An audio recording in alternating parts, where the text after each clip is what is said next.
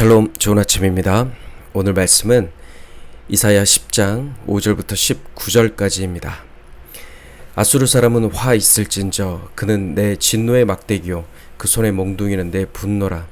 내가 그를 보내어 경건하지 아니한 자들을 치게 하며 내가 그에게 명령하여 나를 노하게 한 백성을 쳐서 탈취하며 노략하게 하며 또 그들을 길거리에 진흙같이 질밟게 하려 하거니와 그의 뜻은 이같지 아니하며 그의 마음의 생각도 이같지 아니하고 다만 그의 마음은 허다한 나라를 파괴하며 멸절하려 하는도다. 그가 이르기를 내 고관들은 다 왕들이 아니냐. 갈로는 갈그미스와 같지 아니하며 하맛은 아르밧과 같지 아니하며 사마리아는 다메섹과 같지 아니하냐. 내 손이 이미 우상을 섬기는 나라들에 미쳤나니 그들의 조각한 신상들이 예루살렘과 사마리아의 신상들보다 뛰어났느니라. 내가 사마리아와 그의 우상들에게 행함같이 예루살렘과 그의 우상들에게 행하지 못하겠느냐 하는도다. 그러므로 주께서 주의 일을 시온산과 예루살렘에 다 행하신 후에 아수르 왕의 완악한 마음의 열매와 높은 눈의 자랑을 벌하시리라. 그의 말에 나는 내 손의 힘과 내 지혜로 이 일을 행하였나니 나는 총명한 자라. 열국의 경계선을 걷어치웠고 그들의 재물을 약탈하였으며 또 용감한 자처럼 위에 거주한 자들을 낮추었으며 내 손으로 열국의 재물을 얻은 것은 새의 보금자리를 얻음 같고 또 온 세계를 얻은 것은 네버리나를 주움 같았으나 날개를 치거나 입을 벌리거나 지저귀는 것이 하나도 없었다 하는도다. 도끼가 어찌 찍는 자에게 스스로 자랑하겠으며 톱이 어찌 켜는 자에게 스스로 큰 체하겠느냐. 이는 막대기가 자기를 드는 자를 움직이려 하며 몽둥이가 나무 아닌 사람을 들려 함과 같음이로다.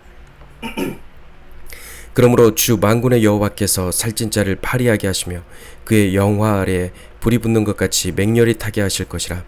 이스라엘의 빛은 불이 되고 그의 거룩하신 이는 불꽃이 되실 것이니라. 하루 사이에 그의 가시와 찔레가 소멸되며 그의 숲과 기름진 밭의 영광이 전부 소멸되리니 병자가 점점 쇠약하여 감 같을 것이라. 그의 숲에 남은 나무의 수가 희소하여 아이라도 능히 계수할 수 있으리라. 아멘.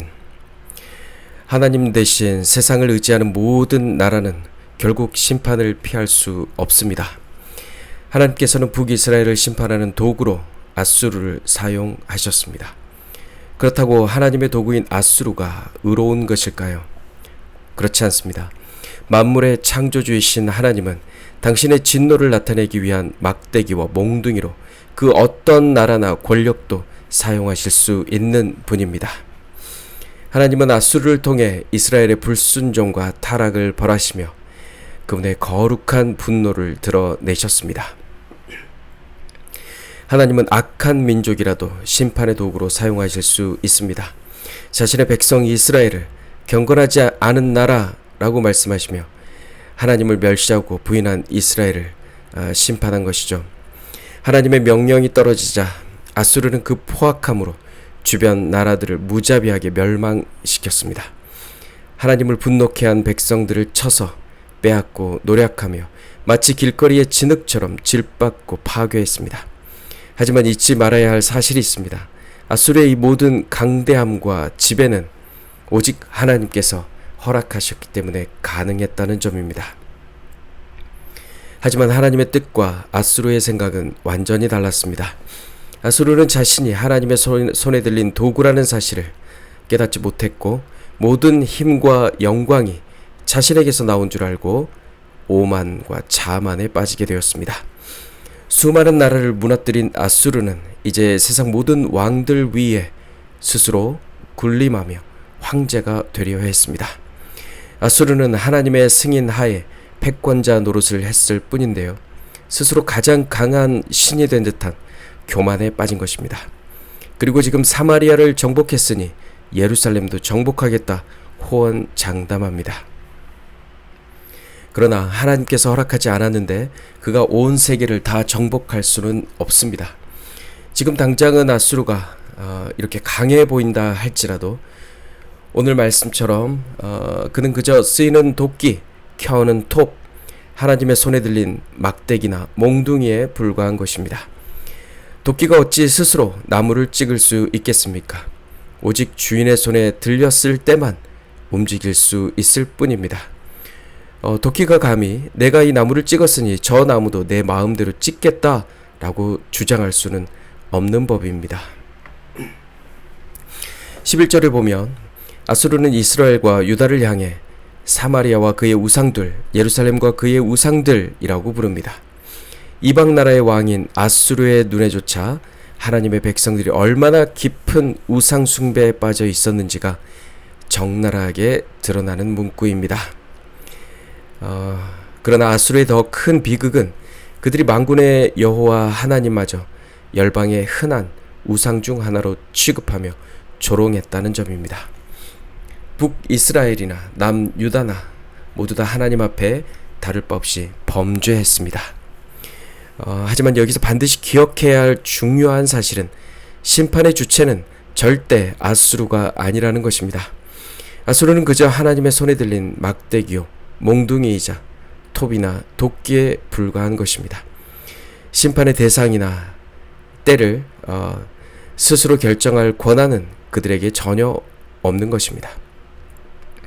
오늘날 알량한 돈과 권력으로 세계 패권을 쥐려하는 강대국들도 마찬가지입니다. 자신의 힘과 능력으로 온 세계를 제 것인 양 휘두르며 호언장담하지만 결국 그들 역시 하나님의 주권 아래에 있는 도구일 뿐입니다. 안타깝게도 우리 그리스도인들도 때때로 이와 같은 착각에 빠지곤 합니다. 세상의 여러 이슈나 문제 앞에서 두 주먹을 불끈 쥐고 마치 자신이 심판관이라도 된 듯 앞장서기도 합니다. 심지어 내 생각과 행동에 동참하지 않으면 하나님의 뜻에 반대하는 자라면서 타인을 정죄하고 자신의 분노를 하나님의 정의로 포장하기까지 합니다. 하지만 도끼가 스스로 나무를 찍을 수 없듯이 우리 역시 하나님의 주권을 넘어서는 그런 심판자가 될 수 없음을 잊지 말아야 할 것입니다. 역사적으로 아수르는 죄로 가득 찬 예루살렘을 끝내 정복하지 못했습니다. 예루살렘 역시 죄가 깊어 심판받아 마땅했지만 하나님은 그 심판을 아수르에게 맡기지 않으셨기 때문입니다. 이제 교만해진 아수르는 스스로 하나님의 엄중한 심판대 앞에 서게 되었습니다. 본문 12절에서 주님은 그를 심판하시는 이유를 명확히 밝히십니다. 내가 아시리아 왕을 벌하겠다. 멋대로 거두름을 피우며 모든 사람을 업신여기는 그 교만을 벌하겠다. 하나님은 거룩한 불꽃으로 임하셔서 탐욕으로 살이 찐 자들을 쇠약하게 만드시고 그들이 자랑하던 모든 재물을 흔적도 없이 태워버리실 것입니다. 사랑하는 성도 여러분, 오늘 살아가는 우리 그리스도인 역시 하나님 손에 들린 거룩한 도구입니다. 아수르는 하나님의 진노를 전하고 파괴하는 도구로 쓰였지만 우리는 생명을 살리고 소망을 전하는 복음의 일꾼으로 부르심을 받았습니다. 주께서 우리를 사용하실 때 우리는 이 사실을 늘 가슴 깊이 기억해야 할 것입니다. 누가복음 17장 10절의 고백이 바로 우리의 고백이 되기를 원합니다. 세 번역입니다. 이와 같이 너희도 명령을 받은 대로 다 하고 나서 우리는 쓸모없는 종입니다. 우리는 마땅히 해야 할 일을 하였을 뿐입니다. 하여라. 아멘. 사랑하는 성도 여러분, 우리는 나의 일이 아닌 아버지의 일을 하고 있으며 모든 사명을 마친 후에는 오직 하나님 아버지께만 영광을 돌려야 합니다.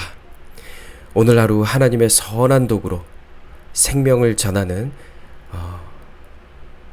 참으로 복된 하루 되시기를 주님의 이름으로 축복합니다. 샬롬.